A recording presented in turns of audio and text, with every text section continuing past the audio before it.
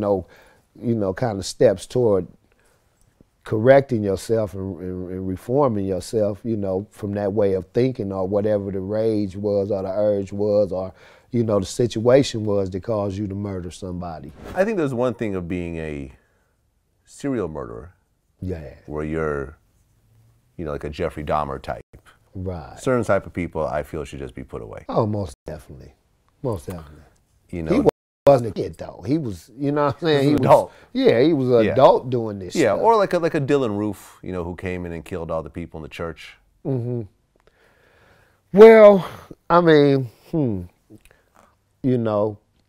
looking at it from a human perspective, and I think we discussed last time when we talked, I don't know if it was on or off camera, how, I was a fan of psychology and, human behavior and things of that nature. So actually, I can't even condemn that guy, you know what I'm saying, for the rest of his life for what he did. Dylan Roof. That was one act. He was a kid. How was he raised? With Nazi memorabilia all in his house? And who was his parents? Who was his friends? What were his influences that led him to just be so callous as to go in here and spend a couple hours with these people and then turn around and murder them? Just 17? Let's find out. Dylan Roof was 23. Grown man. Grown man. And this happened last year. So he was what, 22? Yeah, that was last year or the year before? 21 maybe. Ago? Yeah, okay, well he was a grown man. Okay, yeah, fuck him.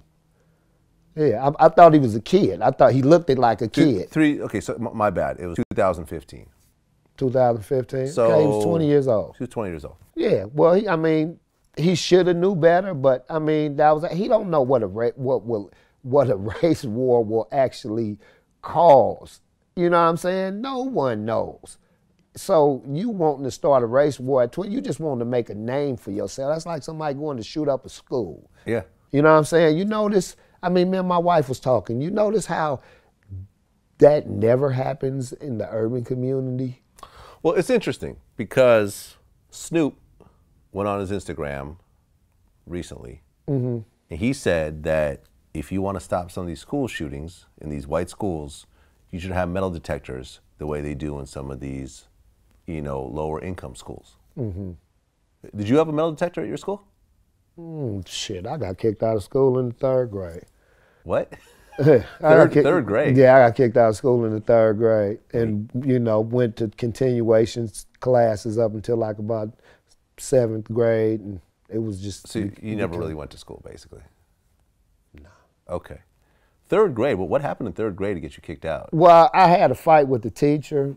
In 3rd grade? Yeah, she was trying to kick me out of school, and something went on. I don't know exactly how we got to the physical combat, but I remember she actually flipped me. Her name was Miss Takeda. She was a Japanese teacher.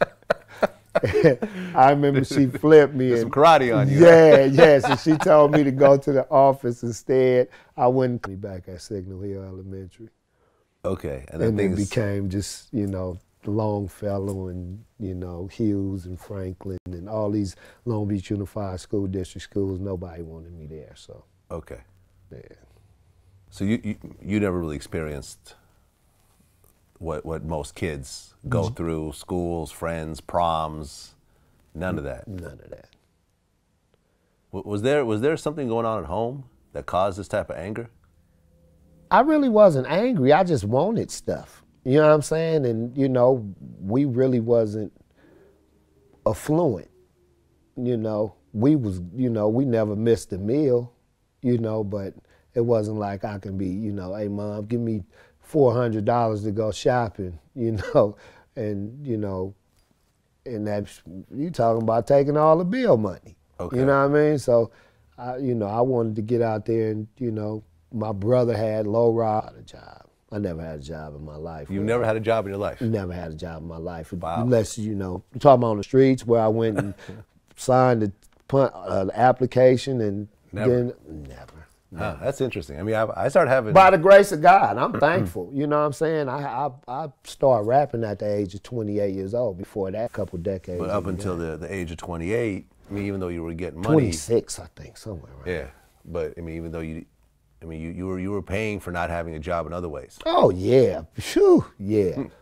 Oh, yeah. I wish I would have worked and, did a lot of things smarter as far as being a civilian, and I think I could have went real far in school if I would have tried, and who knows? I probably would have wanted to be an educator or something. Right, because you're a very intelligent guy. Thanks, appreciate that. Yeah. Yeah, I be catching all these comments about my behavior and personality and use words like narcissistic and anti-social and things of this nature, and I'd be like, man, I need to know what they talking about. So I would go get the dictionary, and in my pursuit of these words, I would see more words that would interest me. So, and then I figured how to use them, and I like to read books. So it was a blessing. I was more of a mental person and wanting to lift weights and tell war stories. Yeah, I mean, it's interesting how a person turns out based on their environment. How you could take the exact same person, you could take a set of twins, you throw one in your situation, you throw another one in a rich family in private school, and you get a completely different result. You would. Yes, you definitely would. There's no question about that. Yeah. It's definitely your environment. And back to what X-Rated said about being parasitic, that's his understanding, because that's how he feels about his sacrifice. You know what I'm saying? It's a big sacrifice. And a lot of people have made that sacrifice, just being out there, coming outside every day with the mentality that I'm going to hurt somebody for the furtherance of my game. You know what I mean? And if I get hurt in the process, so what? This is the line I'm pushing right now. I'm going to do my best not to, but, it's on right now. We in war zone. He just did it in the form of doing a crime, and it went all bad for him, and like I said, I don't think he was 17 years old. I don't think he should never come home again, because I'm sure with him holding these views, that he really analyzed what life is and what it means to have life and appreciate and be a responsible human being. So I think he'd probably do a lot better than people would imagine, just looking at this case and, oh, he killed someone and he said, he's a violent gang member and you don't feel the same way from year to year as a person sometimes, So, do you know about Tekashi 6ix9ine? Yeah, I know about it. Tekashi said that he's not a check-in, regardless of where he goes, in any state. First and foremost, what does checking in mean? Shit. Checking in, man, just checking in. You know what I'm saying? Like you check into a hotel. You know what I'm saying? You check in with your peoples. You know what I mean? If you got peoples. If you don't got no peoples, I don't see I don't see who you gonna check. Who you gonna check into? The person you supposed to be scared of from that spot or something? Right. Checking in. You check in with your folks. I mean, I don't know. I was gone for a while. I'm not familiar with the check-in system. Well, I think Nipsey Hussle did an interview.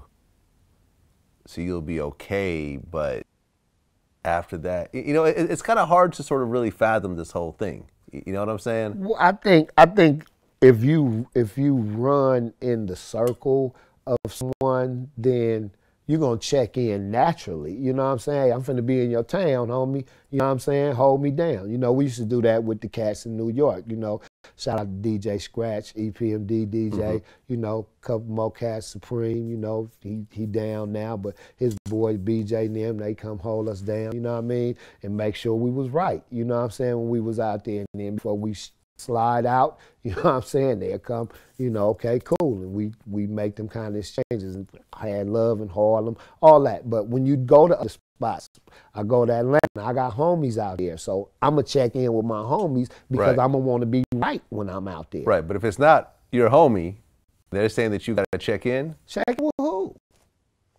who I'm checking in with. I'm in states where, you know, in certain cities where this particular person's, you know, his name rings loud. So, I mean, you know, you can probably go check in with him if you want to be cool with the underground scene. You want to be able to move around and touch bases, not on a commercial level. Well, I think what it's really referring to is that people start creating these no-fly zones, right? Mm-hmm. Where, and I think it kind of happened to Tekashi to a certain degree, where, yeah, he was hopping around LA a little bit, but he wasn't doing any shows. Mm-hmm. In fact, I think he was supposed to do a show in like San Diego, and that got canceled.